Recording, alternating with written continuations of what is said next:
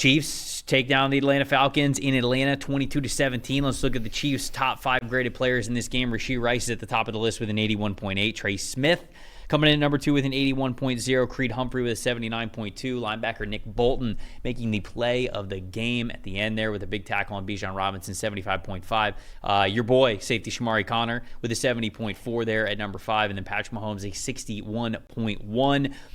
On the Falcons side of things, Chris Lidstrom leads the way with a 78.0. Wide receiver Drake London with a 77.7. And then wide receiver Darnell Mooney with a 74.9. Safety Justin Simmons, a 73.8. Cornerback A.J. Terrell with a 69.6. Kirk Cousins, their quarterback, earned a 64.8 overall grade in this one. What was the stat that told the story here, Dalton? Atlanta Falcons, and it played out from pretty early in the game to all the way down to the very last play. 3 for 12 converting on 3rd and 4th down. Ooh, yeah, it's not good. They just did not come through in the situations where they really, really needed to. And I wasn't a huge fan of the play calling on those last 2 plays. I think there's too many coaches in the league, and I've even seen it in college, who are just resigned to getting in big goal line personnel on 3rd and 1 and running it down the pipe. I think you have Kirk Cousins, a veteran quarterback who you could at least get in a formation with and see if he can sight adjust and maybe call a play at the line of scrimmage. But here's the facts for the Falcons on 3rd down and 4th down. 3 for 12 on early downs. Their offensive team grade was 74.1, and on 3rd and 4th down, it was 59.2, and a big part of it was their pass protection, which has underwhelmed a bit considering the guys they have up front. On 3rd and 4th down last night, they had a 28.5 pass pro grade. When the Chiefs knew they were throwing, they were getting after it. They were winning the battle. You always see some blitz looks from Steve Spagnuolo. Chris Jones in the middle was always a huge problem. This was just a game to me where the Falcons, I should say the Chiefs just won all of the biggest moments. Yeah. And that's it. They didn't even play fully. The game itself on the whole was pretty even, but the Chiefs, as they always do, they just won. If you took the 5 most crucial moments of this game, the Chiefs just win those moments. And that's the difference, and that's really why they're 3-0, is because they're just that slight bit better at executing when the pressure's on, right? And it's the same thing in this game. So I think that goes into sort of my stat that told the story. And it's funny, we call this stat that told the story. I don't have the stat for this because it would have taken me like 2 hours to look up everything. It's the familiarity and the experience that the Chiefs have on both sides of the ball, but particularly the defensive side of the ball. I was talking with Jeff Schwartz about this, or he responded to one of my tweets last night, where after that game-winning tackle by Nick Bolton, which I'll get to in a second, I just said they just want they want it. They want it more than everybody else. I hated that play call, by the way. Steve Spagnuolo. And look, I didn't love the play call either, but like the Chiefs were ready for it. And if you look at that play call, a lot of people were like, why would you run like a sweep? Why would you run something to the outside? Why wouldn't you just run up the middle? You only needed a yard or whatever it was. Go look at the middle of that offensive line. How bad they got blown up. If they would have run up the middle like you wanted to, or if they would have even run a QB sneak, they would not have gotten it. They ran right down the pipe the previous play, and that didn't work. And it did not work. I don't know why you pay Cousins $50 million a year and not let him win. I always say it, live and die with your best players. Is Kirk Cousins not, other than maybe Bijan, is he not their best player? No, you would say their offensive line is. This is okay, all right. This then not the way it's playing this year. Right. But listen, last year, so this is my most disappointing. This goes right into my most disappointing. Falcons offensive line, 3rd in the league in overall blocking grade, 6th in pass protection grade last year. Through 3 weeks this season, they're 17th in overall blocking grade, and they're 28th in pass blocking grade, okay? So a lot of people wanted to pass. I hear what you're saying. They're 28th in pass blocking grade. You got one play to rule them all, if you will, in this game, and you're going to put it behind the offensive line that was already down 2 starters, didn't have Caleb McGarry, didn't have Drew Dahlman. Chris Lindstrom's been one of the worst pass-blocking offensive linemen in the game, and you're still going to do that against Chris Jones and the Chiefs and Karlaftis? In that moment where I need 1 yard, you're going to pass the football? They looked fine the rest of the drive before that. He got them all the way down to the 20-yard line, and he got them down to the 5-yard line the previous drive. I don't hate what you're saying. They didn't play well, but it's more to me about the play call and just like the formations and how it went, like especially that 4th down one. If you want to run the ball, fine. Spread them out and do it from a real formation. Like, why are we in like 1940s 23 personnel. Well, like, we're in a T. Like, we're getting in a T, and we've got Algier leading for Bijan on like a 1940s buck sweep. Like, Spagnuolo just knew it was coming. Run something in your offense. Like, go light box, because the Chiefs had 9 guys on the line of scrimmage. I know. They had 9 guys on the D line, and then Bolton and whoever the other linebacker was, and it was just. That's just not like how to go away from. Okay, so even if you want to run the ball, spread the formation out, lighten the box. Like this thing that I see, not just the Falcons, a lot of teams do, where like, okay, it's 3rd and 1, put all of our tight ends on our roster on the field, or 7 offensive linemen, and tell everyone in the world we're running. Win up front, Dalton. Get after it. You can't make it harder for your up front guy. If all 11 guys are, it's just like the Saints thing. Okay, so the Eagles respond, and they put all those guys on the D-line. Who won the battle? The Eagles. You eventually run out of numbers. Okay, hat on hat is great.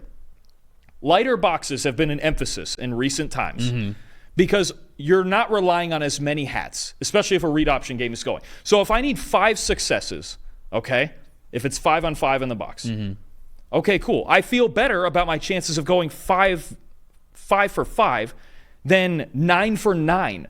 Because the law of large numbers tells you that there's going to be more of the outcomes, like the defense will find 1 success. They have a greater chance of finding it if they have 9 opportunities than 5.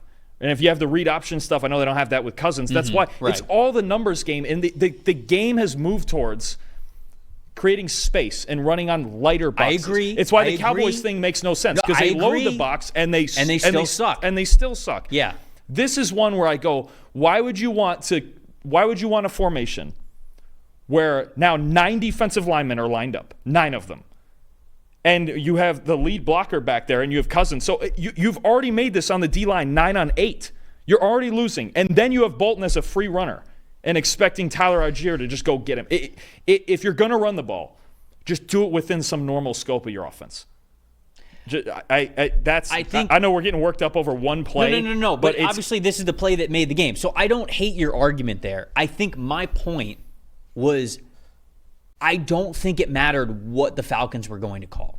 Well, Spags was just going to win the battle, because he was going to win the battle, and that goes back to that may have been the case. Story. I would just rather them do something to their actual strength and something that's a foundational piece of their offense. But the Chiefs, just going back to, okay, they keep winning these close games, all this kind of stuff. They have had, for the most part, the same defensive players and the same defensive coordinator for 3 straight years now.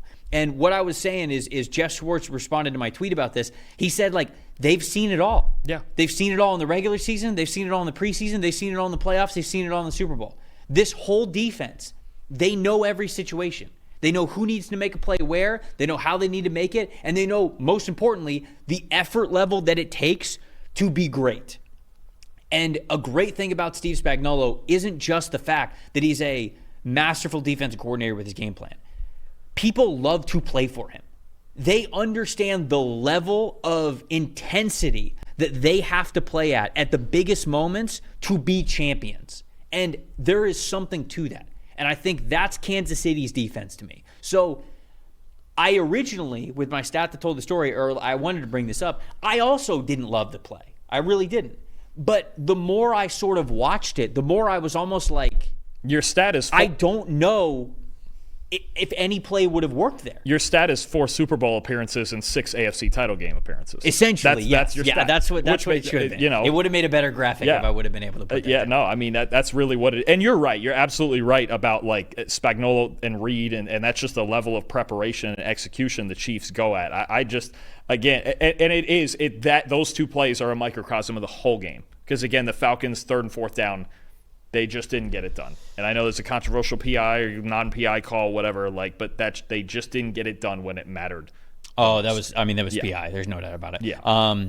Most impressive is Nick Bolton, obviously. Again, a big player that has been around this organization who made the play because he knew it was up to him, right? They're loading they're loading the left side, their left side of the line of scrimmage, defense's right side of the line of scrimmage, and Nick Bolton knew, I have to shoot this gap, because if I let this guy get to the outside, because that was people go, how is Bolton so unblocked when Algier was there?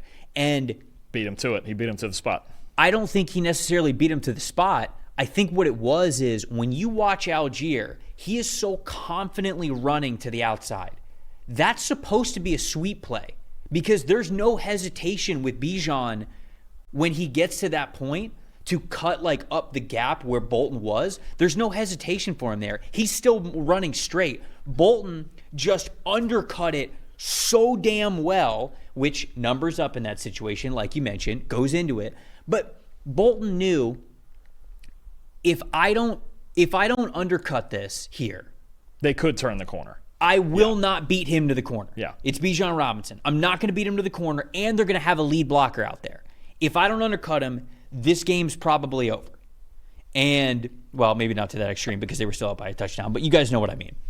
And Bolton made the play where, like I said, I don't even know if I really blame it on Algier because I don't think he was ever even looking that direction. I think it was always supposed to be an outside run. And Bolton just made a hell of a play, one of the best plays that we've seen through this young season. I mentioned my most disappointing already. You got anything else on this game? Yeah, I'll go both sides of that. I think this is going to sound crazy. Chiefs fans might not like this. They might be 0-3 without Rashee Rice.